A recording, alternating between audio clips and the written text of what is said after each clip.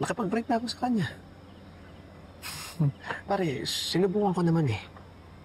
Pero si Lorena talaga. At may Leah na kami. Pare, iba yung nakipaghiwalay ka sa tao. Iba rin yung nakipaghiwalay ka. Tapos, biglang kasal ka na. May punto ka naman doon.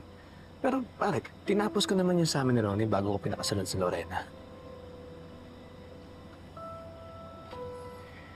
If you're really confident, pare, why are you still here? Hindi mo pa hinaharap si Ronnie na nasa bahay niyo ngayon.